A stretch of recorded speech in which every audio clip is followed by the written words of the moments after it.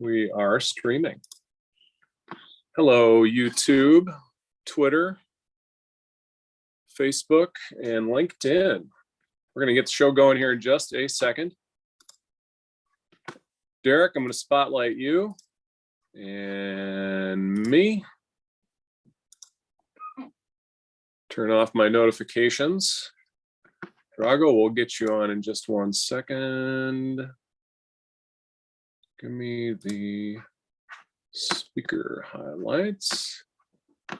Terry's got to leave at 10 of. All right, Terry, thanks for the heads up to that. Go in 10 seconds. We're going to hit record. Also here we've got Chad and Marilyn. Welcome, you two. We'll be getting going here in just a second. All right, guys, we ready? Okay, let's do it. 3, 2, 1. Greetings, everybody. Welcome back to another episode of Running Into the Fog with the Johnson brothers. Eric, how are you doing today? I'm amazing, Derek. How are you doing? Pretty good. Pretty good. What is it? April 12th, 2023. And we are on episode 65. Hey, you found it. I did. Found it. Thanks, Joe. Joe saved me, bailed me out in the background. Episode 65 already. Joe would know for sure. And we have a really smart, hardworking. I'm going to even maybe use the word courageous young man coming on the podcast today. His name is Drago. Drago, welcome. Hello, everybody. Thank you very much, Derek, for those kind words, and I'm very excited to be here with you guys. You're courageous for a number of reasons. The one I'll point to is the fact that you'd come on here, your very first podcast ever, from what I understand, with two guys who believe in the completely unscripted pathway to podcasting. And that does require a certain amount of courage, believe it or not. So thank you for your patience and your willingness to kind of stare into the void and see what stares back at you. Well, no problem. The last time we met, you guys just made it easier for me to be here. So I really like you guys, and I got no problem with being here with you. Awesome. So let's go back in time a little bit, Drago. And when we have a guest on, especially one of a background like yours, the audience will get to know about today. I know just enough to be dangerous about your background, and I find it highly interesting. Let's go back to back many years, maybe to your childhood and various childhood experiences. Obviously, you're a student working on your master's degree at Gannon University out in Erie now. But take us through some of those moments from your more youthful days, that sort of started to set the stage for what you'd be doing today. How far does that go back, where you can say, hey, something happened to me in my life at X point in time, that contributed heavily to getting me to where I am today? Well, it started from a really young age. When I was about 10 years old or 11, the practices started, water polo practices, starting getting harder and harder. So it quickly turned into something professional. At age 15, 16, I was a professional water polo player in Serbia, and a lot of things come with that. A lot of missed parties, birthdays, family occasions, and all of that is a part of the reason where I'm at today. So yeah, basically having to give up those things you like the most as a kid were probably the reason what elevated me to be as good water polo player as I am today, and also as a knowledgeable person as I am today. Well, we've never yet had a chance to play water polo against one another. Maybe that will be a future episode of Running Into the Fog. That might be entertaining for everyone. I would pay to see that. That would be very interesting. Pay-per-view event. We'll set that on the sideline just for the moment. Eric, what questions do you have for Drago as we get this interview underway?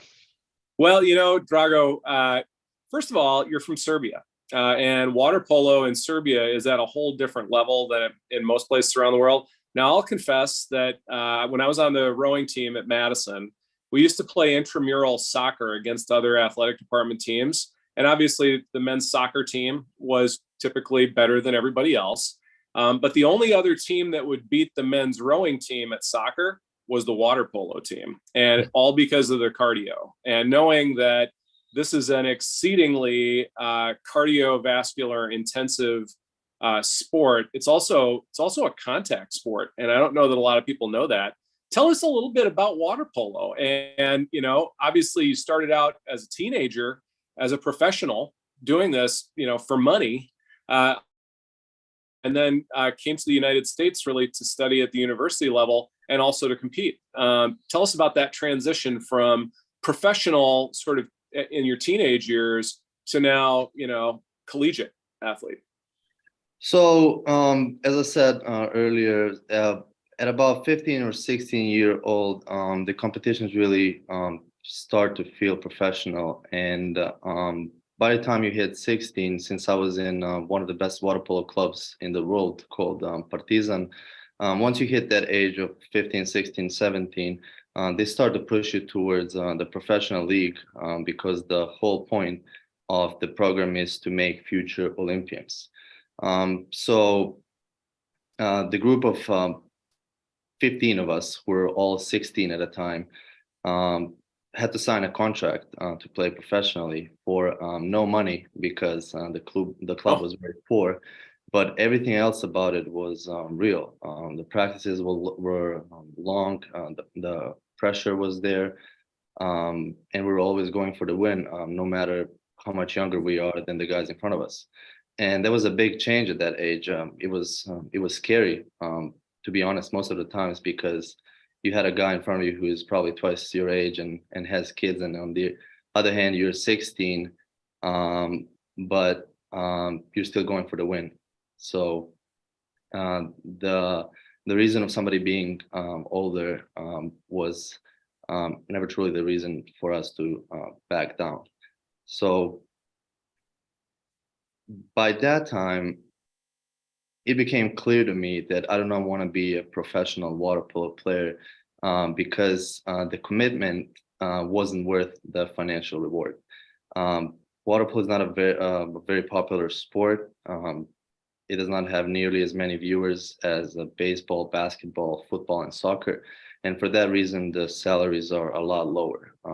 I think the average salary of a top end player is somewhere around 100,000 euros, which then pushes the bar way lower for everybody that's not near that level.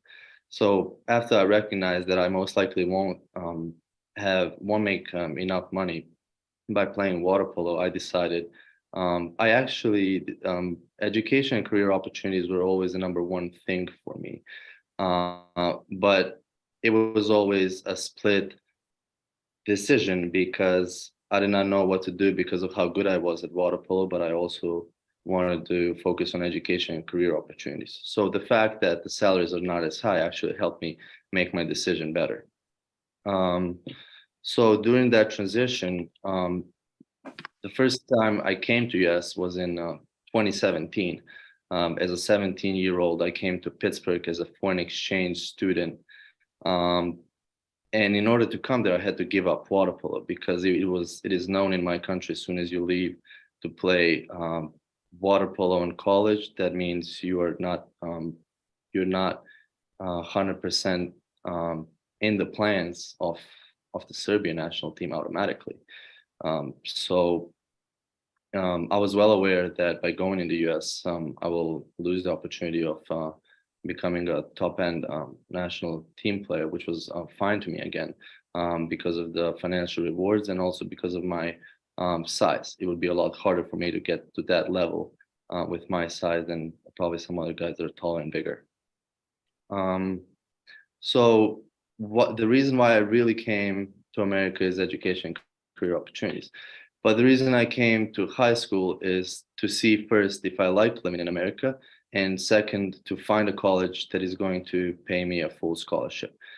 There was a lot of stress involved in looking for a college because it had to be full ride or at least a big amount of scholarship that would cover at least 90% of the bills, which I couldn't cover otherwise. So there were really a few choices, but luckily, by playing water polo for the high school, Gannon University coaches, water polo coaches were able to recognize me, after which I was invited for a scrimmage. And just after that first scrimmage, they were really happy with what they've seen, and almost instantly offered me what I was looking for, which was really a tremendous moment in my life, because so many I had to go through so many hard things to get to that point where I'm finally going to be accepted by a college for the full scholarship. And nowadays, just by talking to other athletes and to other water polo players, I was well aware how hard it is to get, because some D2 schools, as Gannon is, they have limited amounts of scholarship, and in order for you to really get a full one, you would really have to contribute big time to your team, because the money they're giving me probably matches the money they're giving to 5, 6, or 7 other student athletes collectively. So again, there was a pressure around that, which was coming from the inside. There was no pressure from Gannon telling me, "Hey, we gave you a full ride. Now you have to perform." But I always saw it, professionally. If these people put that much trust in me, now I got to show off and prove them that they made a good decision.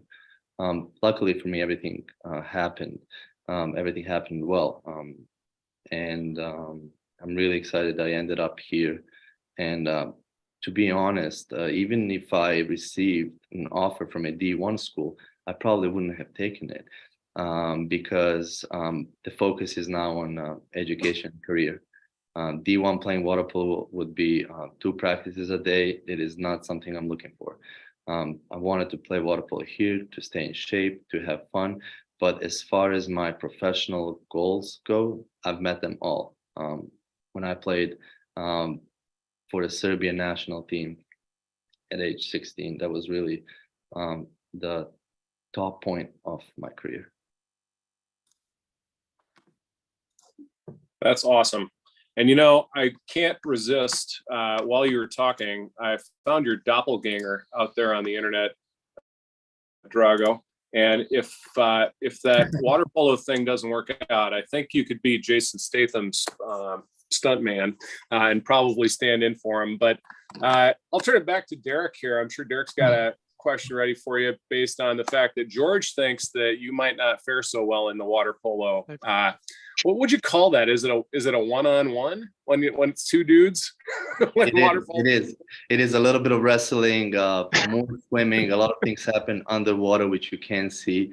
So yeah, there's a lot that unfortunately the viewers aren't able to see, which I think harms the sport. Well, Derek's doppelganger is John Malkovich. So I guess if you wonder if John Malkovich could take on Jason Statham, that's the real question. That's probably a similar matchup. I don't know. I'm digging a hole. I have a feeling Statham would athletically outcompete Malkovich, but Malkovich might incorporate some dirty tactics to at least keep the playing field somewhat level. Guile. I'm not saying I would play that way.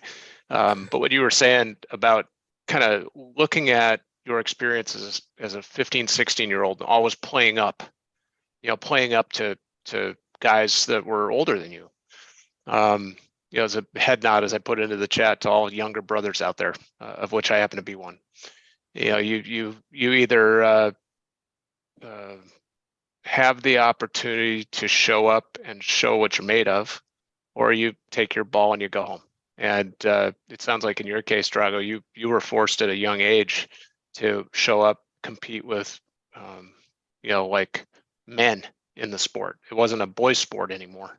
It was a men on men sort of thing.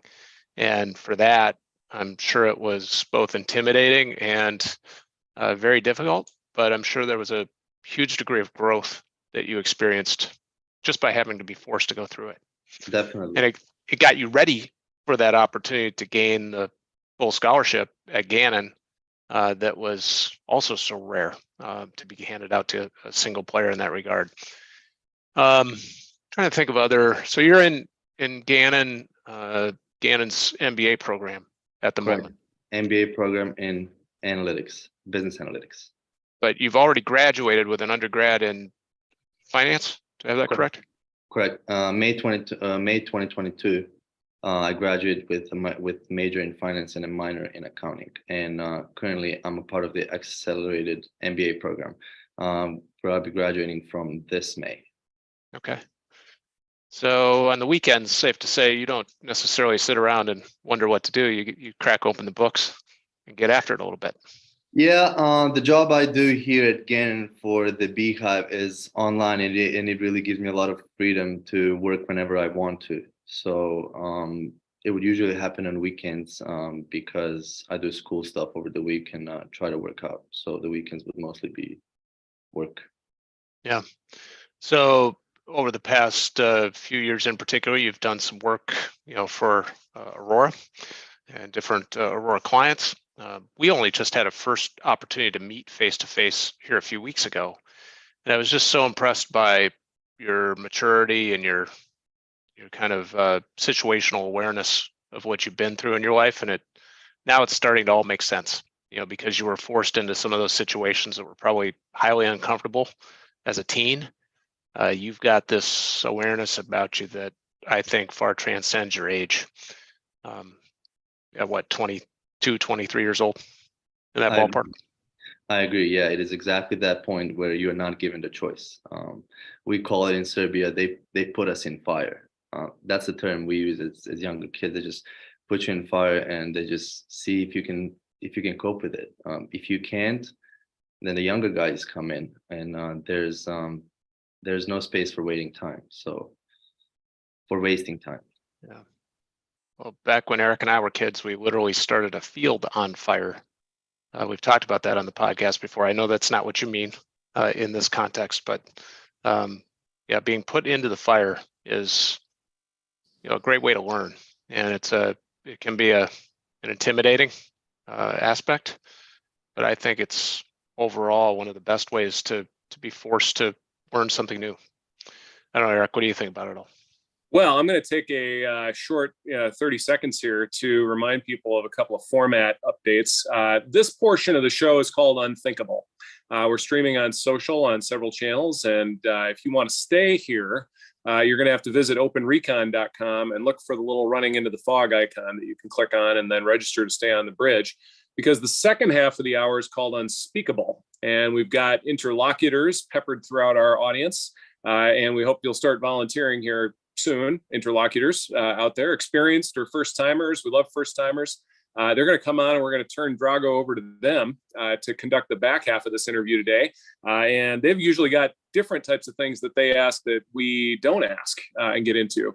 But the final sort of administrative thing is I just collected a PO app from this first half of the show. This is the Unthinkable PO app you get by scanning that QR code that you see on the screen right now. And if you scan that QR code, you can redeem that for privileges later that we're working on right now, putting together. So definitely do that. Register over on openrecon.com and join us back here. Drago, I want to ask you before we run out of time on social, however, what do you plan to do with your career? What's your sort of hopes and dreams as an analytics grad student? What do you hope to use that for? What type of work do you want to do? And obviously, you can't talk about the work you've done for our clients, but you can talk about the work that you want to do with your career going forward. I would preferably want to be a competitive intelligence analyst, partly because that is what I'm currently doing for Gannon University's Beehive. So here we do some research for startups, and I've conducted research for over 15 entrepreneurial clients and worked on their ideas. And I just have fun. I had a lot of fun working with them, and I also learned a lot by being here with my supervisors, and also having the access to talk to clients any day, just like I can do it now. So yeah, the competitive intelligence field is definitely my number one. Since I graduated in finance, some finance jobs I would also be exploiting in near future. And I also had a minor in accounting. So something in between those three would be perfect. And have I got it right that you're doing some stuff with the intelligence program at Gannon? Is that, or if I got that wrong? Because they're doing some money laundering work. No, I'm not in that program. No. Okay.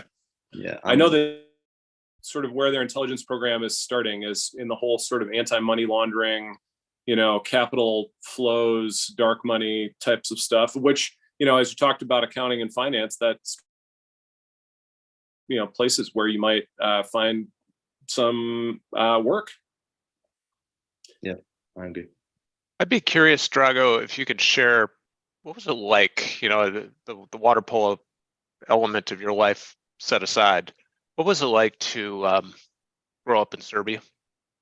Can you share what that was like for our listeners? I think my childhood was awesome. I don't think it could have been better. The way in which Serbia is set up and most of Europe is that in each neighborhood you have everything available within 15-minute walking distance. So all of your friends are within the walking distance. The grocery shops, the pharmacies, schools. So it is a different way of life where you don't necessarily need a car to go anywhere, which really helped at young ages, because here parents would have to take their kids pretty much anywhere where they want to hang out. Whereas in Serbia, I was just able to leave my building and ring on my friend's door and, hang out with him all day in a park, which was in front of my building. So my parents weren't worried most of the time where I was, because I was in the park in front of the building with my friends who were also living close by. The mix of that and the mix of water polo and all those friends I made collectively from the neighborhood, school, and water polo are definitely so valuable to me, and I'll never forget it. Now, our audience, Drago, is above average when it comes to intelligence, as you might not be surprised to hear. And they could probably find Serbia on a map of Europe, most likely. Serbia used to be part of a country called Yugoslavia, if I'm not mistaken, and there was a pretty serious civil war there a few years ago. Do you have any sort of recollection of that, or was that before your time? Did that affect was before my time. What I know is that I was born in 1999, and that was the year Serbia was bombed by NATO. So I know that when my mom was in the hospital giving birth, I know the bombs were falling. So yeah, that's about it. But we were then Serbia and Montenegro up until 2006, and after 2006, we became just Serbia. Perfect. So with regard to staying here in the United States, your plan is to stay here in the US? Yeah, my plan is definitely to stay here in the US. I really enjoyed my time learning and working here, and I wouldn't want to waste that by going to Serbia. Now, I would preferably want to get a job within the competitive intelligence field with a good company that is going to give me the opportunity to grow in the years ahead.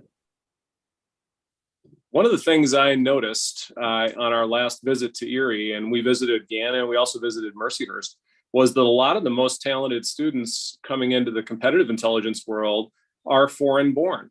And there's a reason for that, not just inherent to the fact that you're a very talented man, but there's also a problem with them getting security clearance in the national security and law enforcement realm. And you're sort of, as a result, drawn over to the business world. Now, I don't get that vibe from you. I get that you wanted to do the business side of things from the get-go, but that's one of the things that I came away from Erie a few weeks ago with new appreciation from, that most of the best talent, quite frankly, wasn't born here, that's in this world at the sort of start of your career, and that sort of professional readiness. You're fresh out of your grad school programs and you're ready to hit the ground running. I'm going to put your LinkedIn profile on screen here for a second before we lose our social folks, which, by the way, you're going to be saying goodbye in about 6 minutes, folks on social. So before we let you go, Dragoljub Marjanovic, did I get that right? Yeah, she did. Very good. Reach out to Drago on LinkedIn, please. I'm sure you're interested in connecting with anybody who's watching this today, and would, if there's a job offer out there, that's how you reach him, I'm guessing. Yep. I'll be open to the conversation, of course. Perfect. I think one of the other ways you can be inspirational to, whether it be today's audience or an audience that might ingest this podcast down the road, Drago, is share with us, what some of the challenges are these days of being a college student. Would you like me to talk about the international perspective of being a college student, or just in general? I think the international aspect is one in which I know you're well informed. Maybe start there. First of all, when just starting on college as an international student, you really have to realize that you have to go out there. You have to meet people, and you have to do new things. You have to keep an open mind. Because most of the things that you brought from back home aren't the same here, and in order for you to just have a good time here, you have to adapt to the culture, and the easiest way you do that is by meeting new people and attending university. How should I call them? University meetings, or just plans for students to hang out, and like a coffee hour, or I think in a week or something we have a grad dinner for grad students here. So I would strongly advise all international students to go to those to meet new people. Other challenges are involved with job environment is what I'm witnessing now.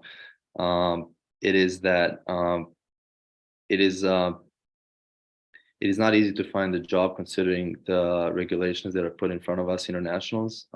We're given, after we finish college, internationals are given either a year or 3 years to work in the field of their major. So STEM students get a right to work for a company within their major for 3 years, while students in business get a right to work for 1 year without the employer having to sponsor them in terms of finances.